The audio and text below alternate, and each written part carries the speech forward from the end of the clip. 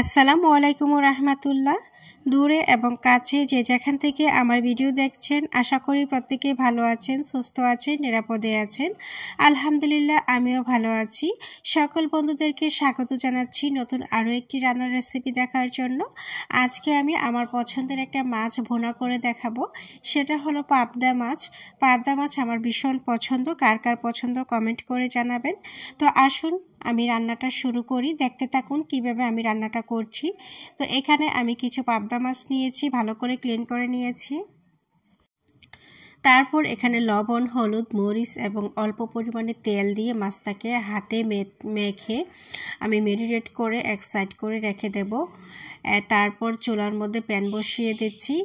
Pan বসিয়ে দিয়ে দেব রান্নার রেগুলার তেল। তেলটা গরম হওয়ার পর এক এক করে মাছগুলি আমি দিয়ে দেব।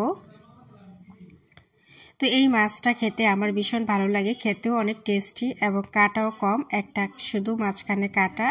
মাছ খেতে গেলে কাঁটা লাগার কোনো সম্ভাবনা নাই, তাই মাছটা খেতে আমার কাছে ভীষণ মজা লাগে। কার কার কাছে ভালো লাগে কমেন্ট করে জানাবেন। তো আপনারা যারা আমার ভিডিওটা ফেসবুক পেজ থেকে দেখছেন, অনুরোধ করছি ফলো দিয়ে সাথে থাকবেন, লাইক কমেন্ট শেয়ার করবেন। ইনশাল্লাহ আমিও পাশে থাকবো। আর যারা ইউটিউব থেকে আমার ভিডিওটা দেখছেন, প্রত্যেককে অনুরোধ করছি আমার চ্যানেলটাকে সাবস্ক্রাইব করে দেবেন এবং রান্নার নতুন রেসিপি পাওয়ার জন্য পাশে থাকা বেল আইকনে টিপ দিয়ে ওকে করে দেবেন। যখনই আমি নতুন কোনো রান্নার রেসিপি আপলোড করব, আপনার কাছে নোটিফিকেশন চলে যাবে।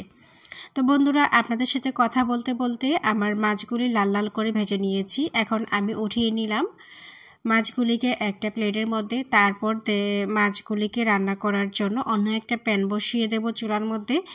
তারপর মাছ ভাজার তেলটা দিয়েই আমি মূলত রান্নাটা করব।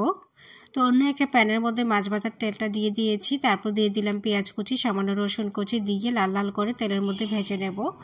সেই মাছ ভাজার তেল দিয়েই আমি রান্নাটা কমপ্লিট করব, বেশি তেল মশলা দেব না। রান্নার ক্ষেত্রে যত তেল মশলা কম দিয়ে রান্না করা যায় ততই আমাদের স্বাস্থ্যের জন্য ভালো, কিন্তু আমরা মজার পরিমাণ বাড়াতে গিয়ে বেশি তেল মশলা দিয়ে ফেলি, এটা আমাদের স্বাস্থ্যের জন্য ক্ষতিকর। যাই হোক, বেশি কথা বলবো না। পেঁয়াজটা লাল লাল করে ভাজা হয়ে গেলে অল্প পরিমাণে পানি দিয়ে দিলাম আর অল্প পরিমাণে লবণ দিচ্ছি।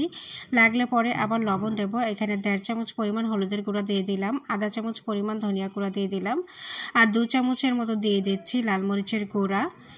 তো লাল মরিচের গুঁড়াটা দিয়ে তারপরে আমি মশলাটাকে নেড়ে চেড়ে কষিয়ে নেব। যেই পানিটা দিয়েছি সেই পানির মধ্যে মশলাটাকে খুব ভালোভাবে কষিয়ে নেব। ততক্ষণ পর্যন্ত কষিয়ে নেব পানিটা শুকিয়ে না, তেল যতক্ষণ না বেশি আসছে। আর 2টা কাঁচামরিচ দিয়ে দিয়েছি আমি সুন্দর ফ্লেভারের জন্য। দিয়ে ভালোভাবে মশলা কষানো হয়ে গেলে এই পর্যায়ে আমি পরিমাণ মতো গ্রেভি দিয়ে দিলাম। গ্রেভি দিয়ে এক এক করে পাবদা মাছগুলো দিয়ে দিচ্ছি। পাবদা মাছগুলো দিয়ে বেশিক্ষণ কুক করব না, শুধু ঝোলটা মাখো মাখো করব। 10 মিনিটের মতো কুক করলেই রান্নাটা হয়ে যাবে। আমার মতো পাবদা মাছ খেতে কে কে পছন্দ করেন কমেন্ট করে জানাবেন।